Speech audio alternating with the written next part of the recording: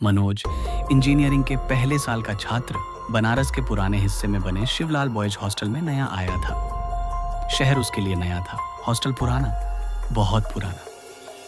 Gate पर बड़ी सी जंग लगी तख्ती टंगी थी। शिवलाल बॉयज हॉस्टल, स्थापना 1971। वार्डन शर्मा जी ने मुस्कुराकर कहा, बेटा ऊपर तीसरी मंजिल पर कमरा नंबर 13 खाली है, वहीं मिल सकता है। मनोज ने सीढ़ियां चढ़ी। लकड़ी की सीढ़ियां हर कदम पर चर्र चर्र की आवाज करती।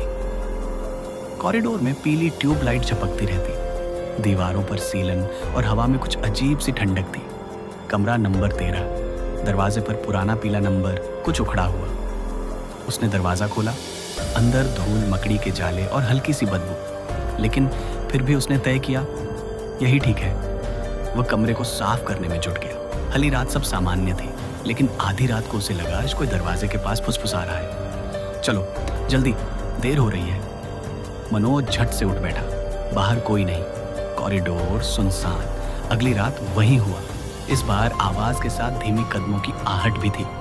टक टक टक। वह डर गया, मगर अगले दिन रूममेट रजत से बात की। भाई तुझे रात में कुछ सुनाई दिया? रजत हंसने लगा। अरे पागल, ये हॉस्टल तो पुराना है, लकड़ी की सीढ़ियां हैं, आवाज तो आती रहती है।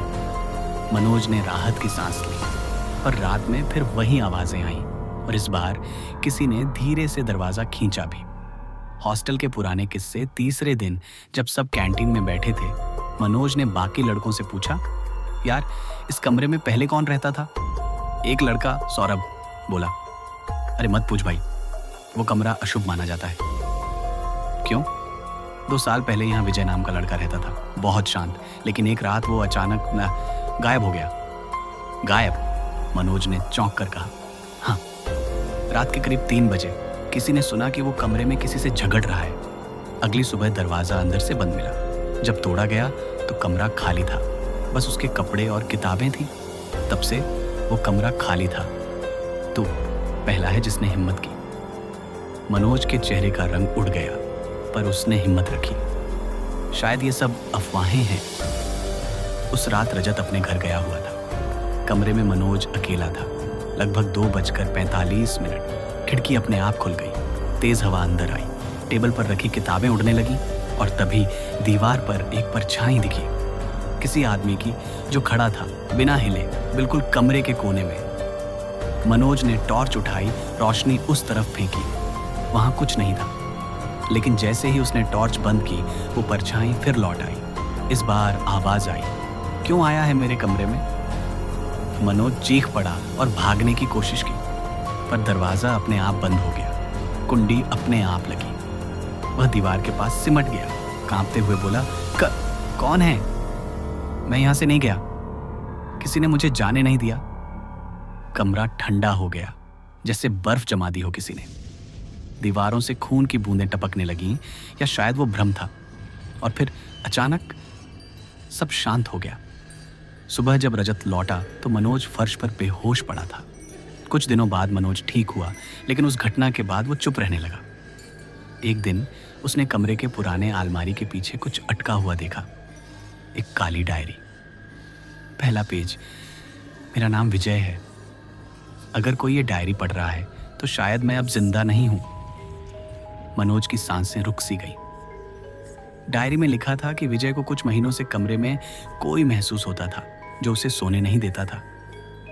वो कहता था कि कमरे में पहले एक छात्र ने आत्महत्या की थी, और तब से कोई इस कमरे से जिंदा नहीं गया।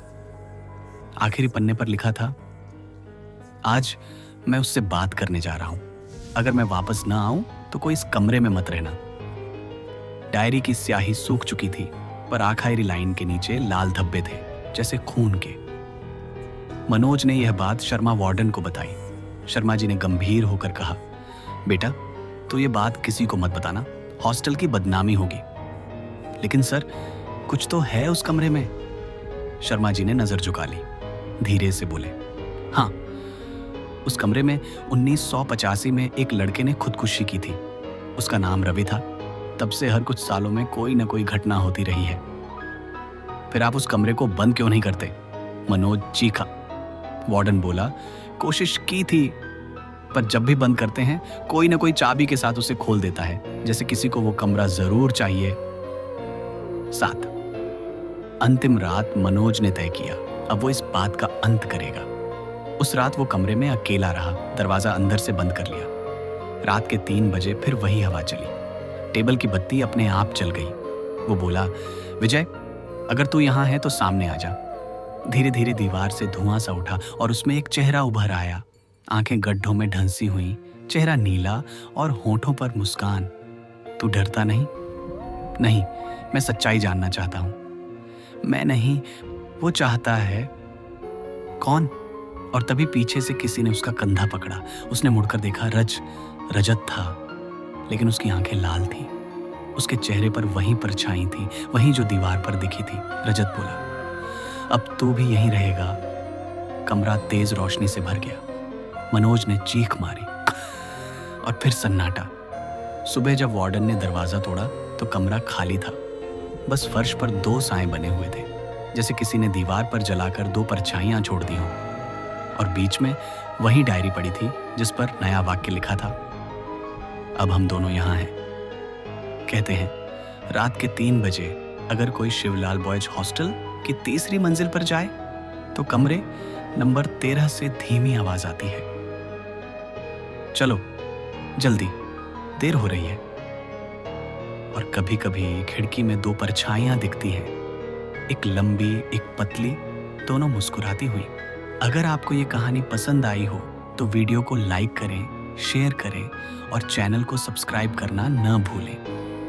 मैं मिलूंगा आपसे अगली रहस्यमयी कहानी में। तब तक के लिए धन्यवाद और थैंक्स फॉर वॉचिंग।